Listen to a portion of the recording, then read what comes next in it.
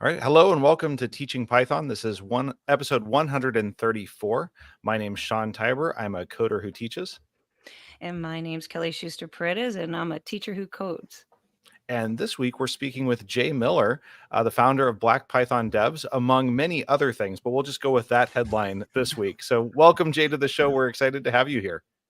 Hey, it's great to be here. I'm not really a teacher, but I do code and I talk about it a lot. Does that count? Absolutely. Well, we're sorry we're late because Jay, I told everyone that I was really excited to talk, and Jay and I were talking for too much, and Sean couldn't get us to stop talking. So I blame myself. But you're a coder who has considered for a Organizes. hot moment that they would want to teach just for a second, right? Yeah, I do email people if they're like, "Hey, how can we get you involved in our school, programs?" And I'll just go, I mean, if you want me to come in and talk for like an hour, like I'm good at that. It's just if you want me to keep coming back, then like it gets weird. I've got a family, so they'd have to be in Atlanta for me to do that. Yeah. Exactly. Yeah, it's true. It's I think what I didn't realize until I started teaching how much it really requires to do it well, It really it's a lot. It's a lot. It's a big commitment. Yep. Always on So- stage. Well, before we get into the topic of the week, let's do the wins of the week. Jay, anything, do you want to share something good that's happened inside, outside, wherever, whether it's in front of your keyboard or in front of an audience, In front of the keyboard is great because I'm going to go very, very literal. I did a live stream on Friday, which I guess is like a week minus some, where I put together a brand new desk. And I'm really excited about this desk because I've had like the same desk for like 4 years. It was like my pandemic purchase, and it was like I just needed a desk because we were working from home. So it was like the cheapest desk I could find. It was like lopsided, so in the end, like my monitors would fling backwards. So yeah, I bought a nice desk. Uplift had a Memorial Day sale. And so I got the standing desk with the real bamboo wood and like nice. a bunch of other gadgets that they just threw in for free. And I was like, yes, this is great. And I guess the win is that my employer paid for most of it. So Nice. like that's Nice. shout out to my employer. Like, you're great. That's always awesome. I it's very important to have a desk. I am not at my normal recording spot, and that's why I'm constantly moving. So I get it, having that. Sean, you want to do a win? I have so many. Yeah, well, why don't you go first then? Oh my gosh. Well, it's 2.5 days to summer. So right there and then it's like so exciting. I've got my whole 2.5 pages of summer list things mixed from what I'm doing for work and what we're doing for teaching Python, blah, blah, blah. Number 2, if you check out my Twitter feed, I posted 3 awesome Turtle Python codes from my 6th graders. Metallica one, Nice. Coral Reef one, and the other one was just this simple little beach scene, hello from Florida. And while I was grading these, I kept thinking Zen of Python, so I had some fun with that. And then and I'm like up against a brick wall purposely because it's at the end of the school year, so literally there banging my head going 2 more days, 2 more days, 2 more days. Nice. But that's it. That's a good week. Nice. Very good. Well, my win is I can't decide between watching the interns continue to flourish. Like, so we have new interns in as of 2 weeks ago.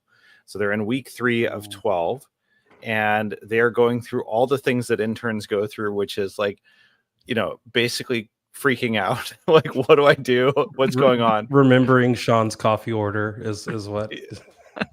I mean, it's a hell of a delivery because they're in New Jersey and I'm in Florida. So,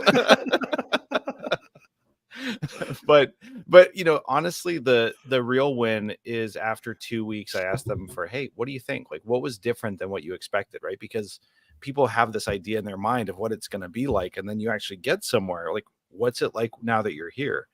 And the two things that they kind of consistently said was, everyone's a lot nicer and more relaxed than I expected them to be, right? Which I was like, okay. I mean, I didn't realize we were that intimidating at the beginning, right? But okay. And then the second thing was that they didn't realize how substantial or how real their projects were actually going to be. So they get assigned a project that we actually want them to deliver on. And they keep saying, I've been fetching coffee for my boss before. I've done busy work before. This is a real project, and I can actually see what it would do if it gets finished, right? So they're already kind of leaning into it and really engaging on it, and it's just really fun to be able to see them do that. And it's I get a front row seat for it. It's awesome. And you have your little spark of teaching time come in for the next. So we always see the motivation with Sean for the next like 9 weeks. So he's got a smile on his face because he gets to work in a mentorship and have some fun with it. Yeah, apparently I've developed a reputation for giving Sean talks, which are motivational speaking opportunities. I No, guess. not you. Yeah. I know you're shocked, Kelly. That's funny. I want to attend a Sean talk. That sounds fun. They're all the time. Just hold it. You'll get to them.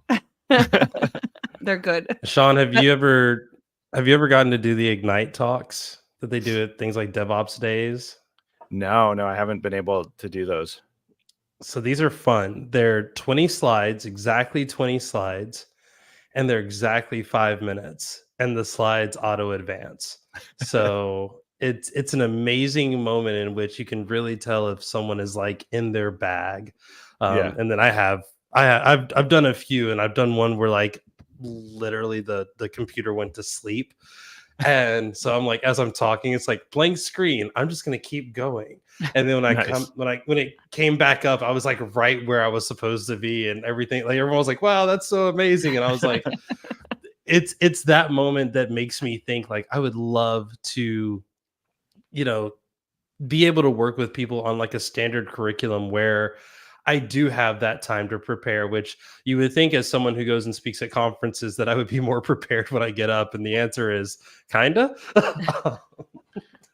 I mean, I think what I found was that it ends up being a skill, right? Where you are reading the audience, you're improvising parts of it, you have the prepared parts. Like that to me has been the most interesting feedback coming back to the corporate world after being a teacher.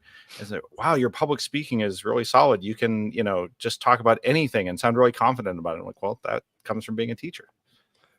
I say it's like boxing or like sparring. Sometimes the audience or sometimes your opponent has a different plan than what you had, and then sometimes your stomach just hurts, and you're just like, how do I work around that? And what's crazy about that is sometimes those are the absolute best lessons, the best talks, like whatever, is when you're just totally making it up based on what you already know and what you prepared for, but what is coming out of your mouth is not rehearsed. Sometimes that's the best. Yeah. My thoughts on this whole thing is, I know before I give a talk, and Sean knows, like I'll send him about 80 slides, and we have to pare it down to about 10. And I've written tons and tons of papers with all these notes that I want to do, and I never read them. And then I get up there and I ramble, and he has to clarify my thought because I have so much to say, and I just never have enough time to say it. And then I get these crazy sparks of ideas in the middle of my sentences. So I blame that on me. But you, on the other hand, you go and give a keynote speech at PyCon, and I'm writing down like all of these quotes. Like, that's a quote. I'm going to tweet that. Oh, that's that. And I mean, the juice wasn't worth the squeeze. I still like, I was thinking, how can I squeeze that into something I'm going to say? Jay Miller said the juice wasn't worth the squeeze. I mean, with that one in particular, like that event, that's the hardest I've ever prepared for a talk, only to take all of that preparation and like throw it out at the last minute and just go, you got it, like go do the thing, like it's great. But I do think that is, I mean, again, like with the boxing metaphor, like you practice not to say, I'm going to do this and do this, then say this, and then I'm going to do the pirouette right on slide 4. And sometimes some talks like that are really great. Like shout out to Samana's talk, who it had to be extremely well choreographed. There was music, there were props. Like there's a lot of things that you can't just wing on the fly. But I think that you can certain like people will be good at either. And I think that there isn't necessarily a wrong way to get up on stage and give your talk as long as it's coming from you. And I think that's one of the things that, even with Black Python devs, we try to buck against, where you'll have people who will send like resumes and go, "Hey, can someone review my resume?" And I'll have to go, "This is just my opinion as someone who has only gotten a job using the exact same template based off of my resume, as a person who lives in the US and has plenty of connections with people who like operate in tech. Now that we've gotten all that out of the way, here are my criticisms." And then, someone else will go, "Hey, I live down the street from you and I got a job and this is what my resume looked like." And I'm going to go, "Listen to them." Because their information is probably going to be way more pertinent than anything that I can give you. Yeah, for sure. But it's like, going back, bring this back. We'll just bring back to the conversation. I think let's start with the Black Python devs, because as you're talking the keynote and I'm writing down this stuff, I'm thinking, I'm going to read some of the quotes I wrote down, and this is kind of summarizing your entire keynote in about 7 quotes. And I'm going to save the best one, my favorite one, for last. But, your reach may extend beyond your grasp, change the perception around you. Love that. You want to give a little bit of information about this quote that I'm going to throw out at you? Yeah. Time. So your reach may extend beyond your grasp is a thing that our co-founder Kojo Adrisa, who is arguably the co-founder, because he says he's not, and I say he is, but also I'm in charge, so he is. But he would tell me this almost as like a caution. We were really small. We were small intentionally. When we first created the Discord that kind of kicked all this off, it was right in the middle of Carol Willing's talk at PyCon 2023. And like she was saying, "Hey, start small and scale. Like you don't have to have it all figured out today. Just like do what you know, and like the rest will just figure it out. Like it'll happen." So like fast forward 6 months later, and we're at like 80 people, which for me, I'm amazed. There's like 80 people. Like, hey, I did not expect this. This is great. But we're at DjangoCon US, and there's a lot of folks that are from different parts of Africa that are coming in and saying, "Hey, what if we did this? What if we did this? Or hey, how are we going to help with this? How are we going to help over here? And how are we going to do these things?" And I'm just like, "Yeah, that sounds great.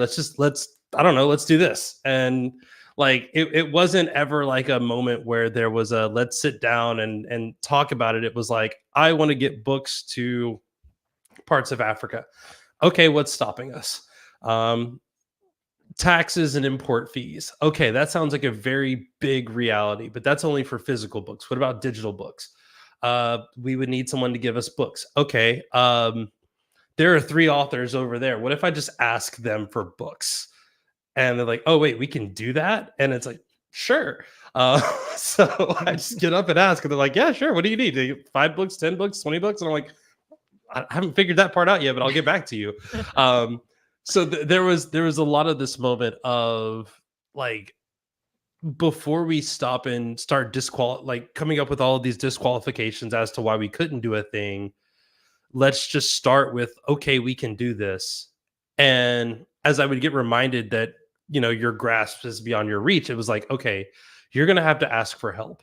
One, inside of the community itself, but also from other organizations that do have the resources, that do have the ability to do these things. And that was, the Black Python devs was never meant to be this isolation space. It was supposed to be a way of taking leaders that were already doing leadership things and say, "Hey, we get it. You're tired. What if we help you out by helping find more leaders, but also by just being a space where you could come and maybe get a break, or if you needed some advice on who to talk to about getting books, or who to talk to about finding speakers, like, hey, we have people in here that are capable of speaking and capable of presenting and doing these things." So, just wanting to make it easier for everybody. And then the other one What was the other one? The other part of that? Change the perception around you, and then Yeah. start small and scale. You already said a couple of the ones I've written down, so we're doing good.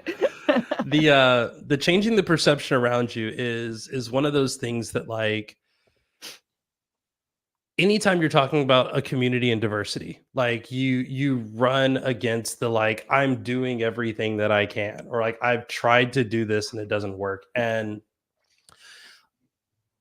it's one of those times where we stop and we should go like, hey, why is it not working? Like, let's have that honest conversation of like, why is it not working? And sometimes it's not working.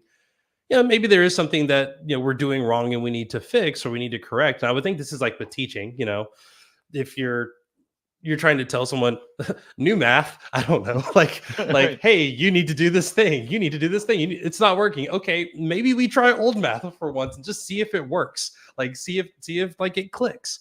That happens for me. That happened for me today. We were kind of joking before this that I did like a 2-hour stream before we did the recording. The reason I did the 2-hour stream was I was building a web app in Streamlit, and I wasn't fighting with solving the problem. I was fighting with using Streamlit, and I was like, I bet I could get equally as far in Fast API. I was like, and just to prove it to myself, I'm going to go live, and just did it. And like 30 minutes later, I effectively have the exact same application in Fast API. And it's like, oh, it wasn't that I wasn't trying. It was just I was banging my head against the wall that wasn't that important. Like, choosing the web framework. We had someone come into the chat and was like, I really want to use Django. And I was like, what's stopping you? Like, go use Django. Like, oh, but I've been told this, and this. And I'm like, look, Django has its benefits. Fast API has its benefits. Ultimately pick one and just use it. I was a Flask person for the longest, and I still reach for Flask every now and then. But sometimes there are very good reasons as to why a thing isn't working, and then other times it's just you're looking at it wrong. Or, in the case with Black Python devs, there are a lot of organizations that have tried to reach out, like they're doing what they're doing, and they're wondering why like Black people aren't taking like adherence to it and like joining in. And sometimes it is a straight up logistical problem of like, hey, you did this in a place where it's really, really hard for Black folks in that area to get to this event, or you do this event during dinner time. Guess what? Most single mothers can't give up dinner time for that. So you got to figure out something else. You got to make sure there's an online option. You got to make sure that you're in an area or that you're doing things that provide childcare. You got to make sure you have enough food to feed the people and maybe their kids if they show up. And then you have to be vocal about that as well and say, like, we are doing these things. Most people don't realize that PyCon US usually offers childcare. And it's not just like Jay in a room with like a bunch of toddlers, because that's a nightmare waiting to happen. Nobody wants that. But like, it's actual, like, they have to go through training. Like, they have to make sure their insurance allows for like these types of things, and usually there are policies put in place for that to happen. But if you're not telling the people who would most likely utilize that feature, like, you did all that work for nothing. But also, like, it could have been bigger. And sure, opening the conversation with, we'd love for you to come to our conference, we have childcare. Maybe that's not the best way to do it, but maybe you have 1 or 2 slides that talk about, here are all the things that we provide that make it easier for everyone to attend, which include, maybe we offer travel reimbursement if you're local, so that you can take the bus if that's the thing that you want to do that helps with our environmental efforts. We provide childcare for people who would want to go but have to make those decisions on whether or not they could bring their kids. Kids can attend for free. Like, that's a thing. Scale, the Southern California Linux Expo, does an academic day where like they have high school and middle school students get up on stage and present things that they've been building.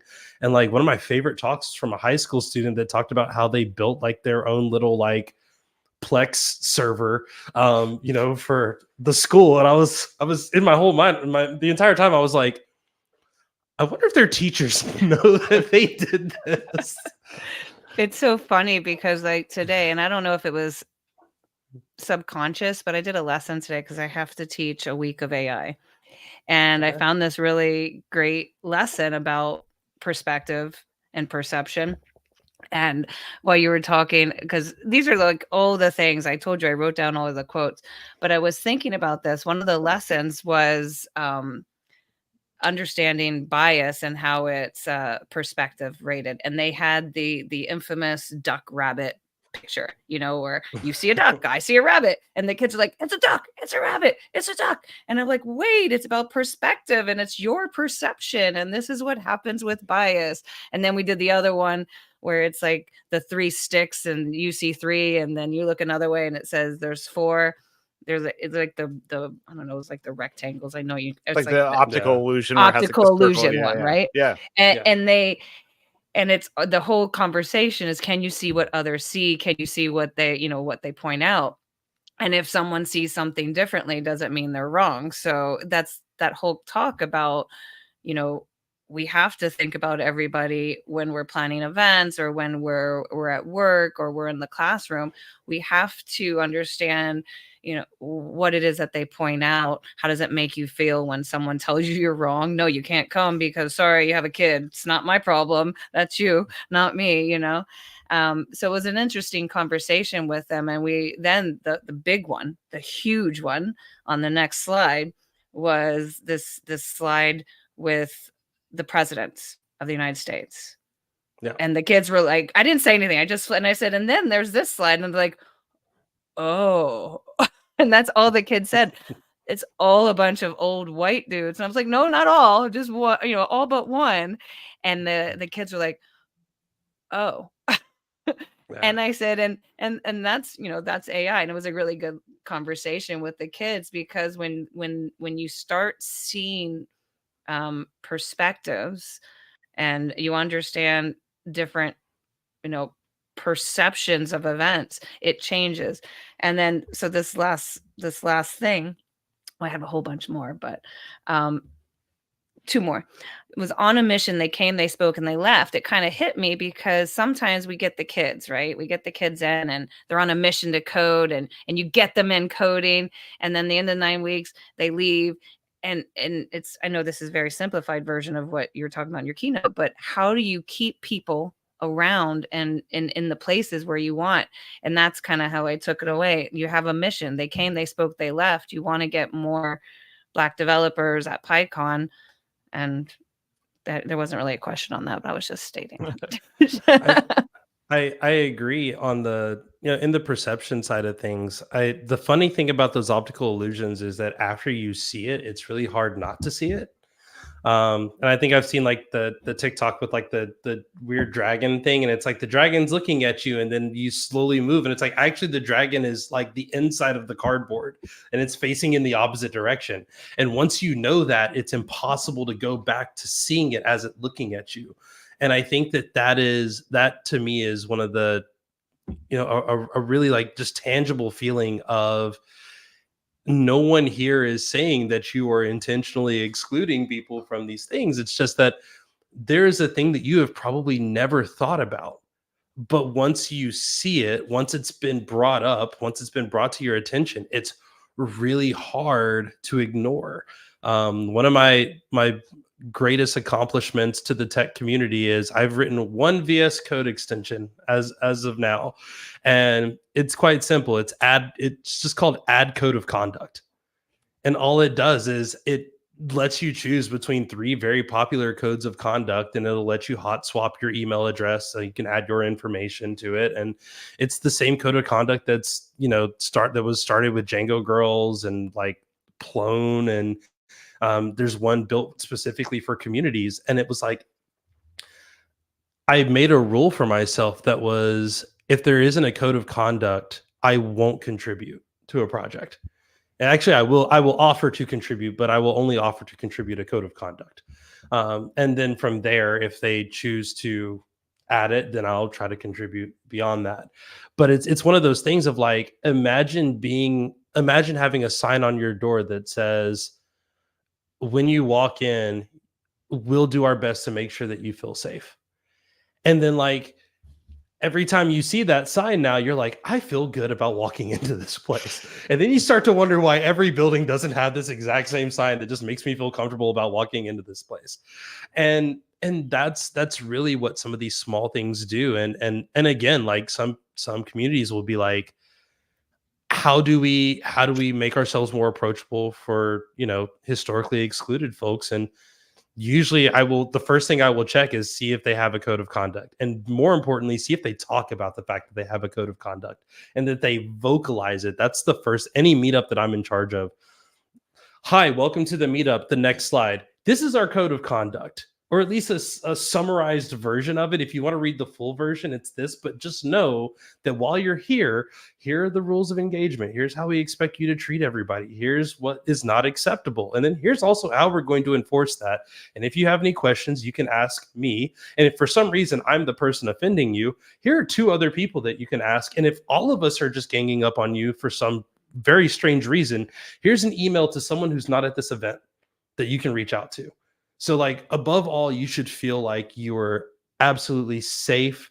And more than anything, we want you to feel like you belong here, and there's no one here, including us, that can tell you differently unless you decide to go against these rules. Sorry, Sean, I'm manipulating the whole conversation. But so like this code of conduct, but this is foundational. It sounds silly, but this is like foundational teaching. We want, like, and I apply it to teaching because this is what I know best. But when you come into the classroom, we want to make sure that every child is heard. And who said that? We had a guest on. She said, every child, every day. Right? Every child, every day. And that's the same thing we are saying in our communities, right? Every person, every day, we're making sure that whenever you show up, your voice is heard. And you would think like this is a common courtesy as you get older. And then I'm not saying every classroom is like this, but we hope that it is. And when you don't get that, it gets very frustrating. And maybe this is why this came up, was the spite-driven success, which I've actually quoted, I think, about 4 times, because I said, he said that statement for me. I even said it to Sean when you said it. Like, that was written for me, because I am coding, because I am going to show everybody that this girl who doesn't know anything about code, she's going to code, and she's going to do it really well.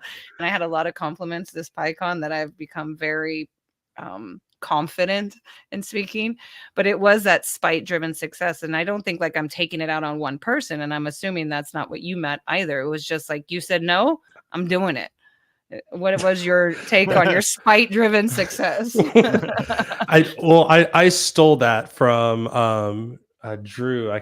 Sorry, Drew. I don't remember people's last names, but he was the chair for DjangoCon in San Diego, and gave a lightning talk at the DjangoCon last year in Durham about spite-driven development. So yeah, definitely. I've always been put in a position of people telling me what I could and couldn't do. For those that don't know, I'm a Marine Corps veteran. I'm a college dropout, and I went from being a straight A student up until middle school to like graduating with a 2.9 GPA. Like, the struggle became very real, and I didn't know like what was going to happen. But the one thing that I have learned just getting into tech was the biggest example of like, I am, by most automated resume systems, I am not qualified because I never put the education part in my resume, but I'm still here. And like, that to me just proves that, one, that's BS. Like, you shouldn't, if it's not a requirement, don't make it a requirement. But like, also, like, that just means that like, in spite of all of the reasons why I shouldn't be here, I am here. And that's just something that people will have to deal with.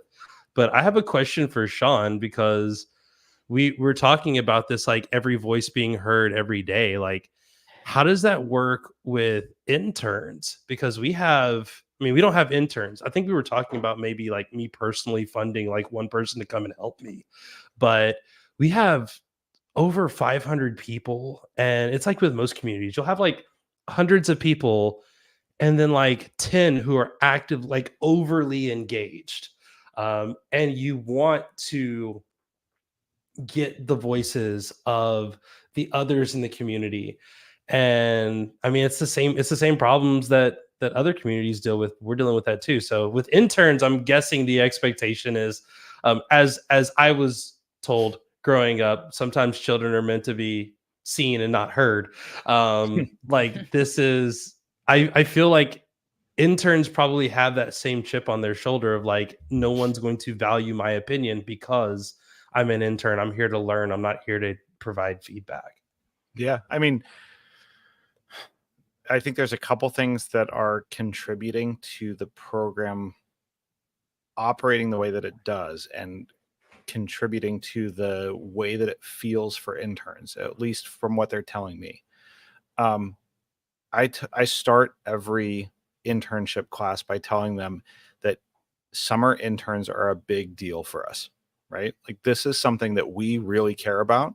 This is the future of our company. This is our future leaders. We are excited to have them come in. And and we start by saying, we know that we are institutionalized, right? Like have been on the inside for a long time. And there are things that I think about and do that are shaped by my career, like all the years that I've spent on on the corporate side. And in many ways that makes me very effective. But in other ways, it blinds me to things that I may not be able to see because my eyes aren't new. They aren't fresh anymore. Right. And so we start with that by saying that interns are a big deal to us for a variety of reasons. There is it is not just part of our a lot of our DEI initiatives start with early careers, not just the intern program, but our hiring practices and changing things. Like we can't change how people were hired 15 or 20 years ago, but we can change how they're hired now, right? So we're working on that. Two, it does bring new talent, new skills, new experiences, right? Like if I said fast API in my company, 2 people would understand what I'm talking about, right? No. Out of probably 4,000 people in our broader business services organization, right? But I can go in the room with interns and at least 2 of the 18 will nod their heads. Like my hit rate is a lot better with interns for what's new, what's exciting, what's interesting. And then we give them real projects. Like I tell them, if you weren't doing this project, I would have to do this project. And I would much rather have you do the project because I know that you can do it and you'll do it well. And you're going to bring all that energy and new fresh eyes to it. So this is real, right? Like this is not something we just made up. It's something real that we need. And I'm seeing the engagement. Now, it doesn't happen for every intern, right? Like we've had plenty of experiences with interns where they just fell off. Like it just didn't work or it didn't hit or whatever it was. I don't always get to see what the real story was, but we do our best to support them and encourage them and give them the room to be able to run with it. And that's the best we've been able to come up with as in terms of a formula right now. It's just trying to, give them something real, give them something engaging and let them know that it actually matters. Like what they're doing is going to matter. That's awesome. And I'm shocked. And I just put it in our chat. Like I wrote a blog post that was a part 1 and part 2 is still in my head somewhere, I guess, about, advice that I would give on getting your first job in tech. And I love how you're like, I want to have conversations about new technology. And like, my advice was like, focus on the old technology. Like that's all, that's what all the companies are using. Don't like, it's great that you learned the new stuff. That's awesome. But also like, you should probably know how Bootstrap works because you're going to see a lot of it, especially when you're doing B2B stuff. And it's not even going to be the latest version of Bootstrap. It's going to be probably running on a LAMP stack like system somewhere. You're using PHP that hasn't been updated in a decade. So there's no Laravel here. Like best of luck to you. And that's Dude, what I've got AS400 servers that I have to figure out what to do with. Oh, Okay. yes. Like, yes. But isn't that the problem with anyone coming into the system? Like you have to try to fit in with the old and stay current still with the new and then walk that fine line all the time between where you are personally and where the company is. Like that's hard. And then throw it in to be young, old girl. I remember, and Sean and I joke around about this, but I remember all the time, like, hey, Sean, why don't you share this idea? Sean's going to spin it well because they're going to listen to Sean. versus me, because I'm just like, this is what I believe, this is where I am, and I'm a girl. What do I know? Yeah. And that's kind of hard sometimes. And I can't imagine being an intern or being a female intern and trying to walk that line from a company that is primarily, older men. Like maybe that's why the girls of AI aren't the ones being, seen a lot or talked about. I've seen those posts constantly coming up. Lots of female were in AI, but they're not being shown on Time magazine. So it's that, are we going to get heard, or because we're here in the current and not walking in the past? I don't know. So like, what do you do? I don't. That was I mean, one of the honest. reasons. Go ahead. That's one of the reasons I love the team that I worked with at Microsoft, and also shout out to my old team. I love all of you. It was really the first team where I had nothing but brilliant technical women. Like, not to say that there aren't technical women elsewhere, but our team was one. When you have a very brilliant technical manager who is a woman and says, okay, we're going to hire brilliant technical people, and I believe one of them has either was a guest on here, and if not, should be Pamela Fox. Like, no, okay, that Not yet. I gotta, Not yet. Not yet. I'll work to fix that personally, because one, Pamela is a professor at UC Berkeley still. Nice.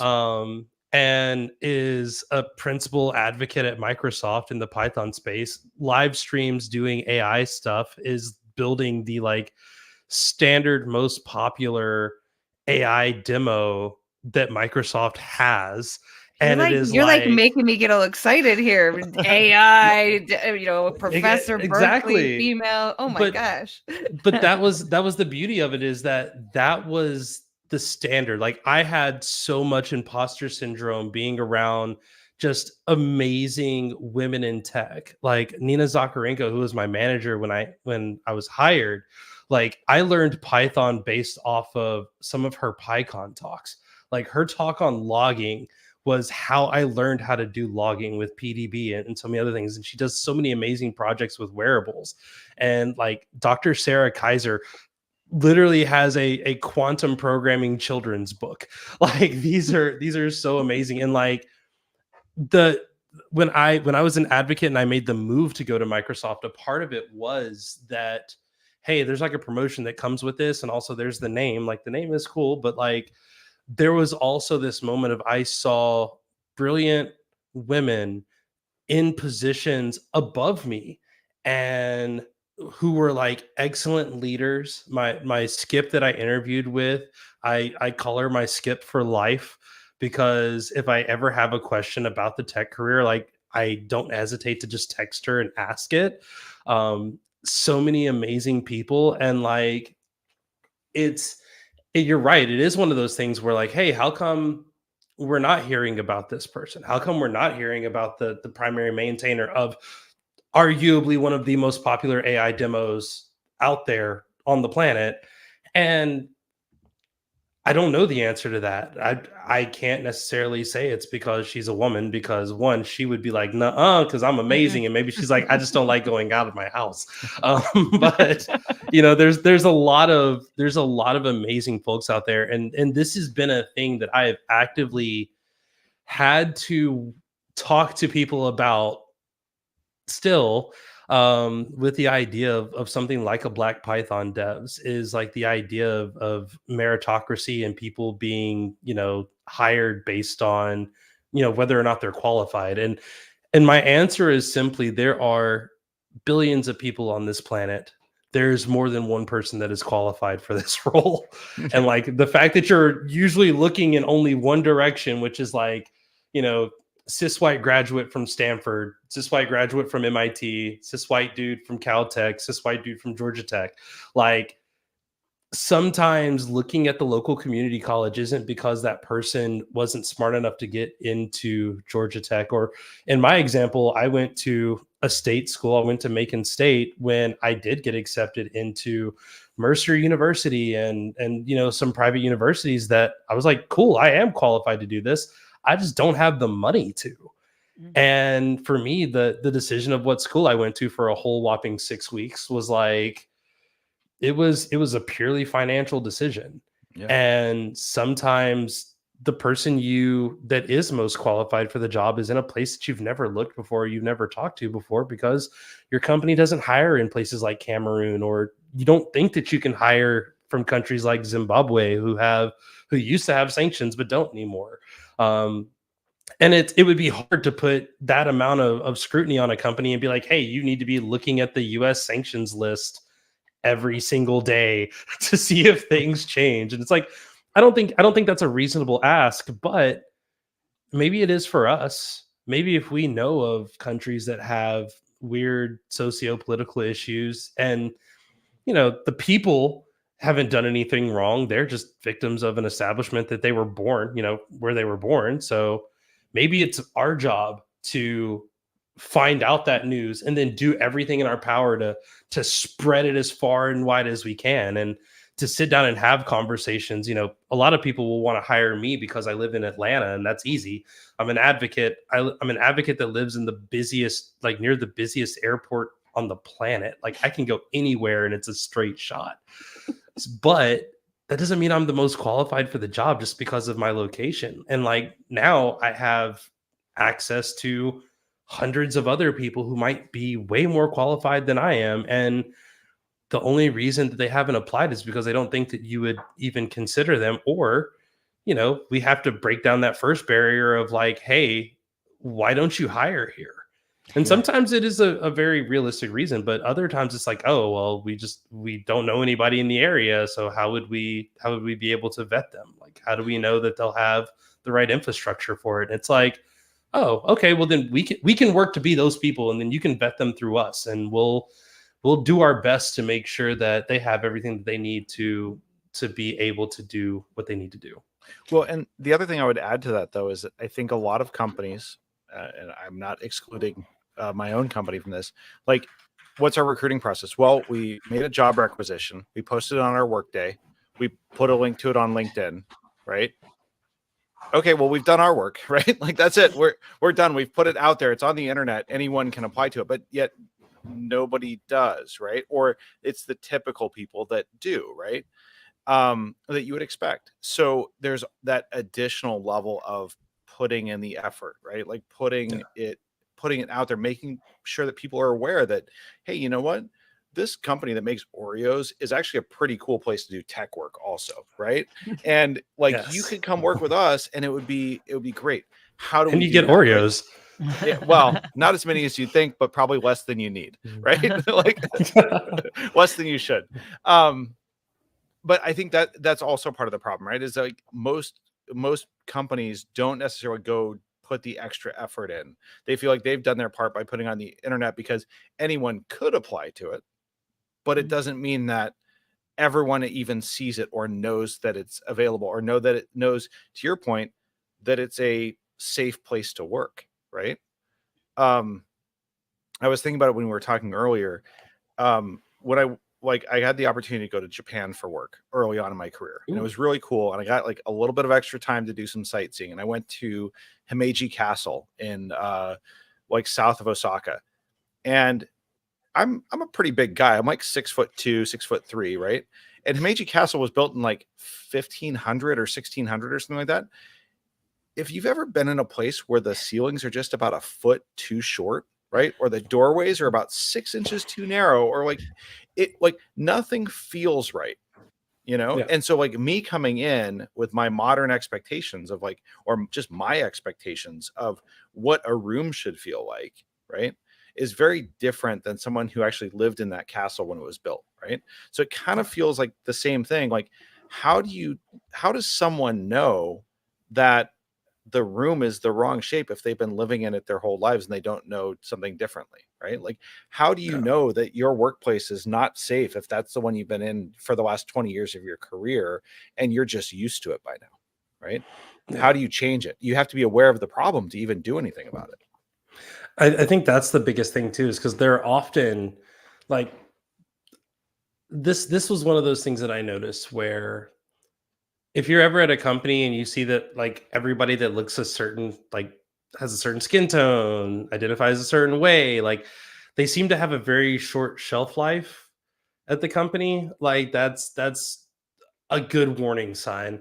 And sometimes it's just departmental. It's not even like the company. I mean, usually most companies will say that they have their problems, but when you see these opportunities, it's it's like, wow, in the last 10 years, we've had 3 black people and they all left after like a year and a half.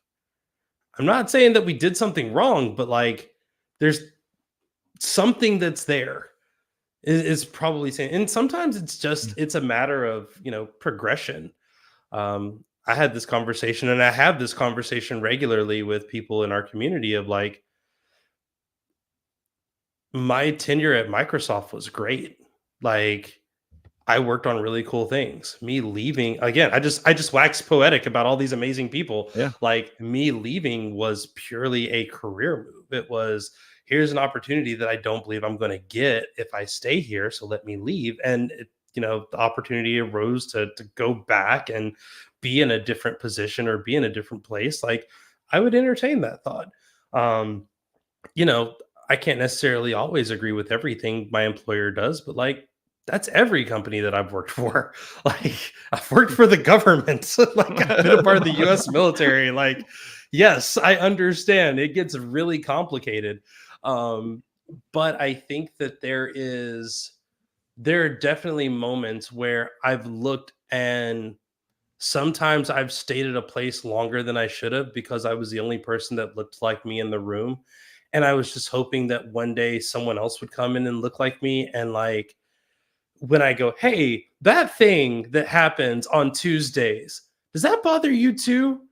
Okay, it's not just me. Because I brought it up before and everybody was like, come on, no, that we've always done that. Like that is it's those moments. And again, like that's an unnecessary burden that I think anyone should have to bear. I think I put Yeah. this in the keynote of like the hardest thing to do is to be the first or the only person in the room. And I mean,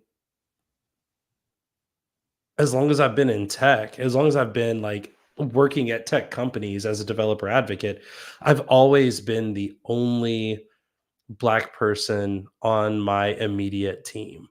And that makes it really hard because I start second guessing myself and oh, this thing happened. Is it me or is it I'm not experienced enough or I just haven't been exposed to, these customs and cultures in corporate life or or is it just truly something that's wrong or something that's a problem? And usually when everybody says it's a problem, then it's like, okay, it's not just me, it's not just me. But like how often is it something that like I'm noticing it because of my background or I'm noticing it because I've talked to people that come from a certain background and I go, oh, that's yeah, that's probably not going to work in this type of country or community because of this. And then you just kind of have to go with whatever your boss says. And if it's too far against what you're thinking, then you have to start polishing up the resume Right. and, Right. and figuring it Well, out. it's really interesting too because I'm as a manager of other people. That's one of the things I'm trying to think about all the time. Also, is am I providing that space where people feel comfortable even raising an issue like that because they might feel like they're the only person feeling that way, right? Regardless of the reason Yeah. why. It could be skin color, it could be gender, it could be orientation, it could be whatever it is. How do they know that I'm willing to listen, right? How do they know that it's okay to share? How do they know that there's someone else that if they don't feel comfortable talking to their manager about it, that at least someone on the team will listen to them? How do I create that culture that makes it okay to listen? And there are limits to how much I can do, right? Like I'm the cis white male from Carnegie Mellon, right? Like I can't change that, but what I can change is, helping every person feel like there's at least someone to talk to, even if that's Yeah. not someone on our team or someone somewhere else, right? Like there's that to me, like as you're like breaking that down and you're talking about like what that feels like, I'm trying to think like, okay, so if I don't have the ability to have someone feel connected with one other person based on an affinity that they have, right? Can I at least create a culture where it's okay to ask the question, and it's okay to talk, and you're still safe, right? Like that it doesn't risk your job to ask the question, right? Like you should be able to ask the question. Kelsey Hightower brought this up in a talk that he gave a few years ago, and he talked about, from a technical standpoint of, being brought in to implement some new thing, and you see like in the very, very, very back, like the sysadmin that's going to be partially responsible for making this thing happen, just give like the smirk of like, it'll never happen, that's not a problem. And being able to sit down at the lunch table with that person and just hear their opinion, and being the person from the outside, being able to come in, going to the CTO and going, hey, you've got this old phone system that's going to literally that's a deal breaker. There's nothing that we can do unless you change out this old phone system. You need to move to an IP system or whatever. Otherwise, we can't make this big technical migration, because you're going to always have that one thing in the back that's preventing you from doing it. And again, it's sometimes that person doesn't feel safe. Sometimes that person has brought it up time and time again and has been ignored. And I mean, to me, the best answer for that question, the Jay puts on DEI, like work group hat, is if you don't have a diverse leadership, like if you have diverse leadership, great. Make sure that skip level meetings are a thing that are okay and encouraged. Like, hey, if you don't feel comfortable talking to me, talk to my boss. Talk to the CTO, talk to the CMO, talk to whoever, you feel comfortable talking to. If you don't have a diverse leadership, bring people from the outside, from a diverse background in, and consult with them and say, hey, we want to do this thing. I would love for you to sit down with our team and just go through and make sure that everybody's on the same page. And please give me any feedback that's, not being addressed, because we just feel like we just want to make sure that we're not missing something. And we want to make sure that everybody in the room feels comfortable being able to speak up and then like be fine with not being in the room when that happens. That to me is the hardest part. And I've seen this happens in Black communities too, where, there's another Discord for Black developer advocates that I'm a part of. And there's like a manager is in the room, and like the types of questions change. And it's because, oh, well, I see that person as someone who could potentially be my boss one day. I don't want to ask that question. And it's tough, because you're like, I want the space to be available for you too. But also, like, there's a moment when that manager is like, I gotta go, and then the questions come back to where they were. So it's like, I think that there's a level of like, no matter what, what you look like, no matter what your background is, there may just be a power dynamic in the room that isn't comfortable to speak towards. And the way that you remove that is you have to be able to remove yourself from the room. And then the way I try to do this is I try to put people in charge of as much stuff as possible. Like my role as executor means like, if no one else is available to do it, then I do it. But that doesn't mean that there's no one else available. So like my first thing is we need someone to do this. Who wants to step up and do this? Okay, you do. You're in charge now. You don't have to ask me. Lauren Crary, who works at the PSF, gave me a sticker once that says, you don't need permission to be awesome. And I've just started saying that now, like, you don't need my permission to be awesome. Like, go do the things, put the notes in. If I'm really interested, I'll pop my head in, I'll check the notes or whatever, but like, do it the way that you would do it. Because if I come in, everybody's going to look at me as if they're waiting for me to give you did it right or you did it wrong. Again, new math. I don't really care how the math is done as long as the answer at the end is correct. Again, I'm sorry, math teachers. I don't understand new math. But yeah, like it's sometimes the easiest way to get those opinions voiced is to just not be in the room and let other people voice it and establish that level of trust of like, okay, it's been brought up that this is a thing. I heard it. know that you can come to me with these things, but let's fix it. Yeah. And then just And go I from also would say change the room, right? Like, so there. if you're not feeling comfortable in the room, like that's one of the things that I find interesting too, is how, people only will look within the company that they're in, or the team that they're in, or the department they're in, for someone Yeah. to talk to, or someone to get help, or someone to just say, hey, is this messed up? Right? Like, I have new engineers coming in that are black.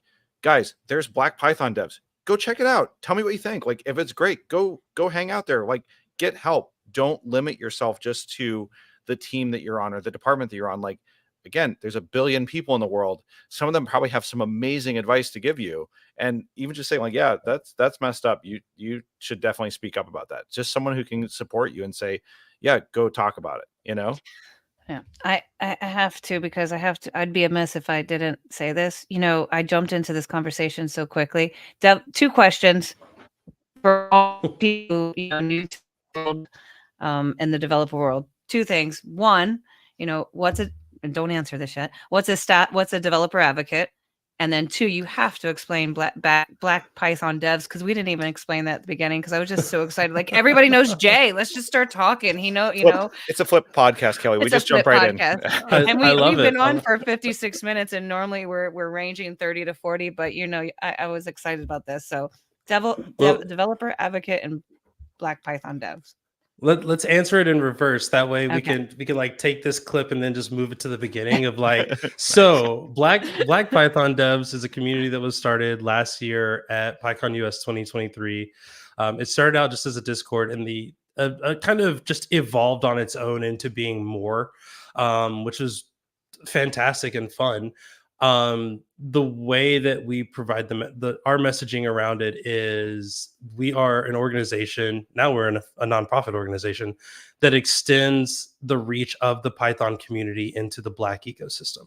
And that is not just its people, that is locations, even micro locations, like not just Pittsburgh, but what part of Pittsburgh that has a larger audience of Black individuals that might be interested in Python. But above that, what are their concerns, their needs? How do we work with them on a local level? And a lot of this is still very like theory of, we want to work with a community. We've announced that we're going to be sponsoring about 6 conferences this year. These are 6 conferences around the globe, with 4 of them being in Africa, 1 in South America, and then 3, actually I can't math, so there's more than 6 now, because we've done a really good job at fundraising. There's 3 in North America now, so being able to and then not just sponsoring, here's our money, let's have a booth, but hey, here's our money, how many tickets would this money give us? And instead of giving us a bigger booth, or instead of giving us a 5-minute time to talk, can you just give us tickets that we can give to our community, so that people can like attend for free, and just have one less barrier to going to their first conference, or going to a conference that's down the road from them. um, and we've seen some good success with that, like our sponsorship, our upcoming sponsorship with PyCon Nigeria. One tip for people who want to make a difference: if you want to sponsor an event in Africa, you can kind of just do it as an individual. Just send them an email and say, hey, I have like $300, which is like the normal cost of a ticket for PyCon US. How many tickets will that get me? And sometimes exchange rates will operate in your favor. We got 75 tickets for students for what we would pay for like one major conference in the US. So like, we have 75 students who are going to be able to go and attend this conference for free. Like, I was never planning on making it to Lagos this year. So like, hey, take this money and like send a bunch of students there. And we plan on doing the exact same thing in DjangoCon US, as well as a few other conferences who we haven't fully gotten all the details ironed out, so I don't want to throw them out there yet. But yeah, we're also working with individual user groups, trying to figure out what we can do to make their user groups more accessible. What we say is safe, equitable, and accessible. Safety is important. You want to make sure that you can go there and feel like you're not going to be harassed. Equitability is what keeps people in the room. If I feel like I have skin in the game, then I'm going to keep showing up. If I feel like I'm in a position of leadership, I'm going to keep showing up. I'm going to show up for my team. And accessible, just like the logistics of how easy is it to actually get to this place. And then also what other barriers are in the way of preventing me from attending. So we're working with some conferences and some meetups, hopefully working to improve that. And I've been asked by a lot of teachers to come in and kind of do similar things, and that's a thing that we're extremely interested in. But again, I have little to no experience in that. So to all the academics out there who want me or someone from the community, I would prefer someone from the community, because we understand the value of having someone, instead of going, I live in Atlanta, someone going, I live on 12th Street down the road, and like having students go, oh, I grew up around there. There's like a level of, again, equity in there, like, oh, I can be equitable if it's my community. But yeah, feel free to reach out, and we'll talk about all that later. The developer advocate thing is interesting, because my running joke for that is no one really knows what a developer advocate is, including developer advocates. Every job, I've been a developer advocate at 3 different companies. They all do DevRel differently. They all do advocacy differently. They all have different event strategies. They all have different content strategies. Ultimately, it is the needs of the company in form of like community influence and technical capability. Where I'm at now, I'm at a company called Aiven.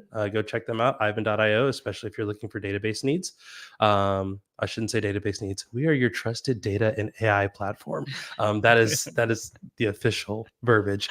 I'm trying to get out of the for your database needs, but it's we serve under the marketing team. So a lot of what we're doing is we are taking that marketing messaging and we are putting it in a language and Git commit that developers and technicians can comprehend. So, when you hear trusted AI and data platform, what does that mean? It's a lot easier for me to talk to the data nerds and say, hey, we partner with multiple cloud technologies to provide multi-cloud solutions across a variety of databases, from MySQL, Postgres, OpenSearch to Cassandra, ClickHouse, Valkey, Dragonfly for other caching needs, and Kafka. Like, not as markety, but for the people in the room that are really interested in some of those things, they're going to go, ooh, I heard. Now, how do we set up this with this and this? And then it's my job to go back and build that demo, or go on a live stream and bang my head against the wall for 2 hours, and come back maybe with a video or a blog post or a conference talk. Cool. Now I know. Well, we're wrapping up on 1 hour. Sean, I know you have like a whole bunch of more questions. I can see you thinking. I mean, I mean, honestly, Jay, I've been wanting to have this conversation with you for a long time, because you like, I listen to the Conduit podcast. You're very thoughtful on there. Am I? I know. It may not seem that way, but honestly, there's just like, it's the Conduit podcast. Even the blog post that you wrote about, like, you don't have to love tech to be good at tech and use it to make a living, right? Like Yeah. I forget exactly the wording of it, but I have quoted that to interns to say, like, look, it's okay to say, I like my job because it provides an income. It provides something that I couldn't do otherwise, right? Like I think you said, like, I like really cool, like, messenger bags, right? I can't make a living just with really cool messenger bags, but I can make a living that allows me to buy really cool messaging bags. That is good enough, right? Like that, Yeah. like, and like, I think that sort of, truth and honesty in what you have is, and I appreciate that about the things that you've said and you've shared over the years as I've been, listening to your podcast and reading your blog post, is that there's a lot of truth in that. And like, I grew up a family of 4. My dad was a cop. My mom like had a small business. Like, I'm very lucky to have what I have now, right? Like, there were times where we just didn't qualify for free student lunches, right? Like, we're just made a little bit too much money for free student lunches. Oh man. Right? I've been in Like, that spot. yeah. and even still, like, I'm grateful for what I had because I wasn't on the other side of it where we did qualify, right? Yeah. Like, it's it like tech has been something that I happen to really enjoy. I've always loved it, but it also changed my life, and it changed the way that the things that I could expect for myself out of life, because it Yeah. helped lift me up. And what I have been trying to do, like whether it's through teaching or the summer intern program or just having a cup of coffee with someone, is let them know that it's okay to want those things, and not feel like you have to just love it because the technology is cool and who cares what you get paid, right? Like, it's your whole life, not just what I do in front of the keyboard, you know? If you took the salaries away from the people who do it for the tech, I'm sure they would be very upset. Or I Yes. mean, they would all Yeah. just be teachers. Like that's Exactly, Yeah. exactly. No gratitude for us teachers to, I don't know what you're talking about. I eat lunch at school and I take some home. No, I'm just kidding. I take some bananas home so I don't have to buy them. Every teacher there's is sitting there saying, "Yes, I hear your pain, Kelly." I know we got to wrap up. There was one thing that you mentioned in that, Sean, that I think is really important to mention. I think this affects a lot of people, not just Black people in tech. Um, I'm humble brag here. The first time that I made six figures, I like everyone in my family was over the moon excited. No one imagined that anyone from our family would ever make that much money. Like I grew up in the country in Tennessee on the outskirts of Knoxville. Um, when I got, my first Fang level job, which my only Fang level job, because I've learned quickly I'm probably not Fang material. I talk too much. But my grandfather, who was the first person to put a computer or a keyboard in front of me, said, "When did you become so popular?" Like this was a thing. And like now where I'm at, the role that I'm at now, and as a staff developer advocate, I know one other staff developer advocate that's Black. I know two, three, if you include Kelsey Hightower. I personally know. Well, I've met Kelsey. Kelsey's great.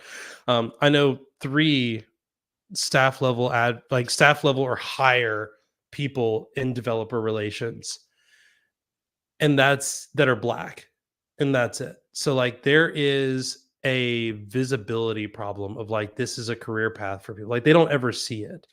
Um, I love talking to high school students, especially students that are about to graduate, because I love that they always ask me like how much money I make, because they're just like it's a thing that they are Mhm. very real. Like it's a reality for them. It is. I am trying to decide whether or not I should go to college or help my mom pay bills at home. And like I know people who have to make that decision of I can pick up a second job and that will help cover my mom's rent, or I can take this shot and eventually buy my mom a house, and it has nothing to do with them. It has everything to do with the person that they are. And this is one of the reasons why Black Python Devs does two things. One, we don't meet at bars unless it's a barcade, because video games are just fun. But we get ice cream instead. Ice cream is significantly cheaper than alcohol. There's a lot of cultural stigmas around alcohol that we just try to avoid instead. And you can get ice cream of any kind nowadays. You can get vegan ice cream, dairy-free ice cream. Like when you choose to do the more accessible thing, you start seeing the crowd change. And also when you start lowering the price of entry, then it starts to look a lot different. We don't go to places where you got to dress up. This is the most I've dressed up in like forever. And I'm just wearing a baseball jersey. So, like, that's it. But there are a lot of things that we, as a culture, just Black Americans as a culture, but also Black developers as a culture, we have to do some work on our end as well. But also to anyone that's trying to to go in and say, oh, well, you shouldn't have to think about the money. I don't know. Pew Research Center said money is a big thing that most people are thinking about. And 100%. our thinking about the money isn't necessarily so that we can buy messenger bags. Although, yes, I do love a good messenger bag. Yeah. And coffee. I'm a big coffee fan. But it's often because we grew up not being able to give our parents things. And the way that our culture is set up, like most basketball players, most musicians, the things that we see ourselves in media, as popular culture, the first thing you always hear them say is, well, the first thing I did was I bought my mom's house so that she doesn't have a payment anymore. Like, I'm happy this was the first year, like, I took my mom and we got, mani pedis. Like, my clear polish isn't showing up well on here, but like, that's the first like multi-$100 gift, because we didn't do like the basic one. We did like the VIP treatment with the Nice. jelly aroma. Nice. It's like we went all out, like self-care. Nice. My mom tells me self-care is selfless, treat yourself. And like, to be able to do the 2-hour VIP spa session with my mom and not even think about whether or not I could afford it, or think about what sacrifices that she would have to make or that I would have to make that happen. That's why conversations around rank, like where you are in the org chart, matters. That's why conversations around compensation and pay, and the best advice you can give somebody is how to negotiate a salary, because there are so many people out here who are afraid to ask for real money. And they, unfortunately, a lot of them look like me, and a lot of them look like Kelly. Maybe a little less look like you, Sean, but like, Probably, I yeah. think some of them probably look sure- like you too. I'm sure it's a non-zero number, Yeah, but we have to start having those conversations, and we have to do it with a level of, the companies are looking at us as like, hey, it's strictly business. Well, we need to be able to look back at them and go, hey, it's strictly Yeah. business. Yeah. And I think once we start normalizing that, what you're going to see is a lot of people who felt like they didn't have a voice all of a sudden be some of the loudest voices in the room, for good reason, because they have a lot of good things to say. And they're so brilliant. I've seen so many brilliant people that are just like, I'm really scared to ask for more money because I'm just happy that they're offering me the job. And it's like, no, we need to change this mindset. Like, let's completely erase it. So like, that's the work that we're doing. If folks want to be a part of that, one, if you're a Black Python developer, feel free to join blackpythondevs.com. There's a link to the Discord.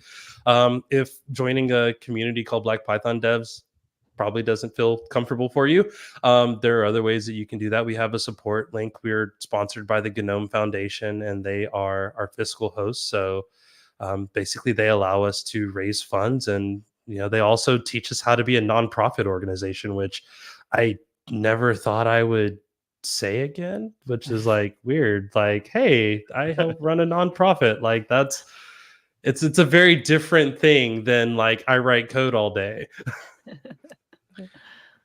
Yeah, but you know what? It's all interesting problems to solve, right? Like, it's all things that they're worth solving, they're worth going after. And I love the fact that it's there, right? Like, we're better off for having that community there, because there's room for everybody, right? Like, that's the best part, is there's room for everyone. So let's get more people involved. Well, I knew this was going to be a really long talk, and I was super excited, and I'm glad I got to steal you away for 15 minutes prior to everyone else, so I can ask you all the burning questions that no one else got to hear. But maybe next time, my kids more than will happy to come on whenever. My kids will want to get tucked in, and so that mom thing has to happen.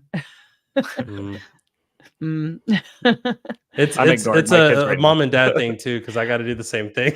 Yeah, but it's only me here, so it's a mom thing for me. Yeah, you got this mom and dad, so, and dad Sean and mom Sean too, right? So I know how it is. We all have little kids. Yeah. So, oh my gosh, I could talk forever. So Sean, do your thing. All right. Well, Jay, first of all, thank you again for joining us today. It's been really great, and this will not be the last time you're on the show. We're just happy to have you here. And also, we'd love to have more people from Black Python devs in the community. It doesn't all have to ride on your shoulders. If you've got people that would be great on the podcast, bring them in. We'd love to have them. I Give think us like from 6 or 7 more people. I've already taken a I've list. got like 3 or 4 more too. All right, good. Yeah, So send them to Good. us. awesome. Excellent. Well, I think that does it for this week. If Jay, if people want to learn more about Black Python devs, blackpythondevs.com, if I remember correctly. Yep. And you can there's- email me directly to leadership@blackpythondevs.com. I think you can put anything at blackpythondevs.com and it'll eventually make its way to me, but that's the official email. Well, and then there's also the Discord. There's a way to get connected. There's the conferences, LinkedIn meetups, group as well. LinkedIn group. So just however you want to connect, there's a path for you. And as Jay mentioned, there's also the support link as well. So I'll plug that also to say go for it and support. Kelly, any other announcements that we have this week or anything upcoming? Lots of summertime interviews this summer. Oh, we're Yeah. having the gentlemen, the professors of law from Duquesne University, so not Duquesne, Duquesne, talking about I had to there's a learning curve. I've learned something new today. It's Duquesne. I call it Duquesne for the longest. No, Okay. So they might not join now. No, they already said they would. So I think it's legally binding. I'm not a lawyer, but they are. So they're going to talk about getting lawyers all Pythoned up or Python all lawyered up, something like that. But yeah, lots of great speakers lined up. It's going to be fun. We have Dr. Chuck coming on in July, and we've got Brianne Kaplan, Code Your Dreams, coming on as well. So great talks. I've scheduled Sean out. So lots of live streams. So it'll be exciting. Is that Chuck Severance by any chance? Yeah. Yes. Dr. Chuck. Another person I owe my Python career to, because the YouTube series are absolutely yes. Yep, like, July 1st. Save the date. A lot of Python through that. Okay, I'll be. It's going to be great, and I think we're losing Kelly to internet glitches. So we'll wrap it up here. Thanks again, Jay. We'll have more coming from you in the future, and keep an eye out for Black Python devs. So for Teaching Python, this is Sean. And this is Kelly signing off.